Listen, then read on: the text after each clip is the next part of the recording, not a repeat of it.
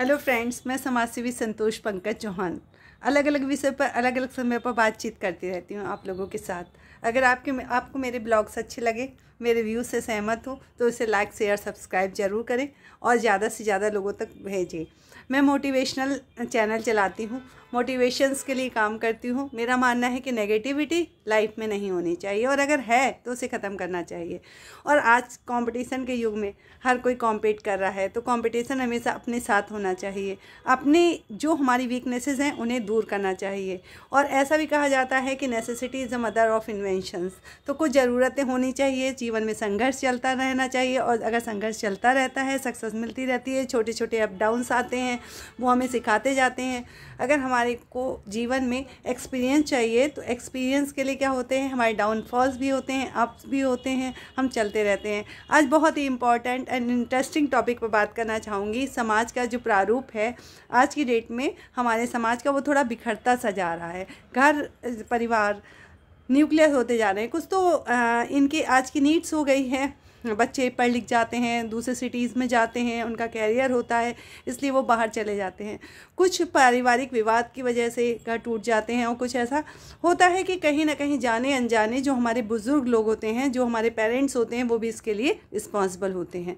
अगर किसी पेरेंट्स के पास 2, 3, 4, 5, 6 लोग होते हैं, वो क्या करते हैं, एक के साथ अच्छा बिहेवियर करते हैं, एक को ज़्यादा इंपॉर्टेंस देते हैं और दूसरे को नेग्लिजेंस देते हैं, और यही पारिवारिक विवाद का कारण बनता है और आगे जाके परिवार टूट जाते हैं। और आज ऐसा भी है कि कंपटीशन का टाइम है, लोग कॉम्पीट करते हैं और इस वजह से भी बाहर निकलना होता है, तो परिवार के साथ नहीं रह पाते। लेकिन फैमिली का एक अलग इम्पोर्टेंस होता है, फैमिली के साथ रहना चाहिए। आप सब लोग भी फैमिली से जुड़ के रहें। भारत भी एक परिवार है, हम सब भी एक परिवार के सदस्य हैं, हम सबको भी रहना चाहिए और परिवार के किसी भी सदस्य को साथ में रहना चाहिए। अपने फेस्टिवल्स, अपने कल्चर, अपनी संस्कृति, हमें इस सब का रिस्पेक्ट करना आना चाहिए। बच्चों को भी कोर वैल्यूज सिखानी चाहिए। और आजकल न्यूक्लियर फैमिलीज़ हो गई हैं, उनकी वजह भी है कि कुछ जॉब हैं, कुछ क्या है कि आज लोगों की बर्दाश्त करने की पावर ख़त्म हो चुकी है। लोग बर्दाश्त नहीं करना चाहते।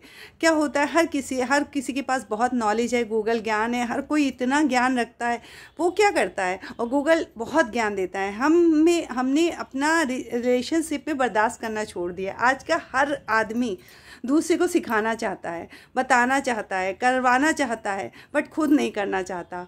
प्रॉब्लम कहाँ पर आती है, प्रॉब्लम वहाँ पर आती है कि जब कोई आदमी बर्दाश्त करता चला जाता है, दूसरा उसे ज़्यादा प्रताड़ित करता जाता है। कभी भी किसी भी रिलेशनशिप में कंसिस्टेंसी के लिए बर्दाश्त करना भी ज़रूरी होता है, लेकिन इतना भी बर्दाश्त नहीं करना चाहिए कि मेरा फील्ड सोशल वर्कर, समाज के विभिन्न क्षेत्रों में देखती रहती हूँ, प्रॉब्लम्स आती हैं, सॉल्यूशंस होते हैं, प्रॉब्लम नहीं आएंगे, लेकिन पारिवारिक विवाद भी होते हैं।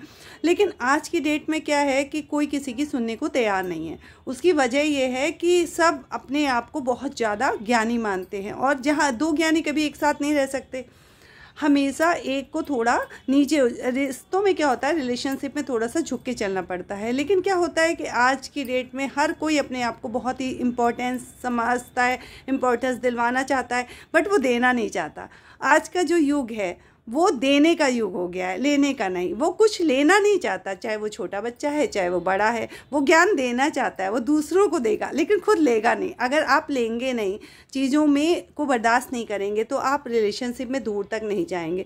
आज लोग बच्चे न्यूक्लियर फैमिली से आते हैं, फ्रेंड से भी नहीं निभा पाते, परिवार भी नहीं चला पाते और परिवारों में साथ भी नहीं रह पाते, क्योंकि उन्हें वैल्यूज़ नहीं पता है। हम बच्चों को वैल्यूज़ नहीं सिखा रहे। कहीं ना कहीं हमें वैल्यूज़ सिखानी चाहिए। और कहीं ना कहीं परिवार के विघटन की वजह हमारे बड़े बूढ़े लोग भी होते हैं, कि हमारे परिवार के जो बड़े सदस्य होते हैं अनवांटेड ना अननोइंगली कह सकते हैं, या जानबूझकर वो क्या करते हैं, भेदभाव करते हैं। भेदभाव जो होता है वो आज नहीं, कल नहीं, परसों नहीं, वो ऐसा होता है कि एक दिन आकर वो उस चीज़ का अंत कर देता है, हर रिलेशनशिप को ख़त्म कर देता है। और आज की डेट में क्या है, जब कोई किसी की नहीं सुनेगा तो रिलेशनशिप नहीं बढ़ेंगे।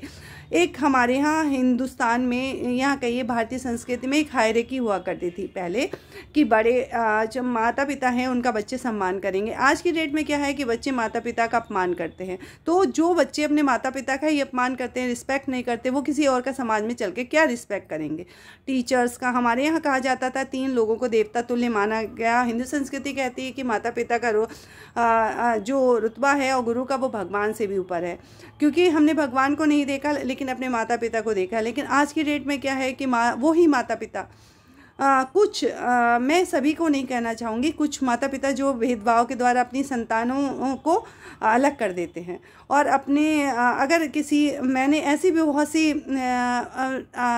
10 to 20% लेडीज़ के विषय में बोलना चाहूँगी जो बहुत ज़्यादा होशियार होती हैं, जो सब कुछ अपने हाथ में रखती हैं, नियंत्रण में रखती हैं। जब उनके बेटों की शादी हो जाती है तो वो सब अपने नियंत्रण में रखना चाहती हैं और कुछ देना नहीं चाहती, और उनको अपनी चलाने की बहुत ज़्यादा आदत होती है। धीरे धीरे क्या होता है कि वो दूसरे की बेटी को अपने घर में बर्दाश्त नहीं कर पाती और वो नियंत्रण नहीं खोना चाहती। इसके लिए चाहे वो हर रिलेशनशिप को ख़राब कर देती हैं, वो भेदभाव करती हैं 2 बच्चों में, जिससे क्या होता है वो दोनों को, 2 हैं, 4 हैं, 6 हैं, जितने भी बच्चे उनको आपस में लड़वा देती हैं और खुद प्रधान बना रहना चाहती हैं।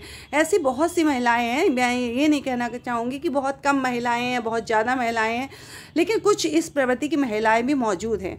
जो हमारा जो भारतीय समाज है वो 2 तरह से चलता है, एक पुरुष प्रधान है, एक महिला प्रधान है। जो पुरुष प्रधान समाज है वो इस तरह का है कि घर परिवार पुरुष लोग चलाया करते हैं, और कुछ महिला प्रधान घर हैं जो में महिलाएं घर की प्रधान है, वही सारा कुछ चलाती हैं।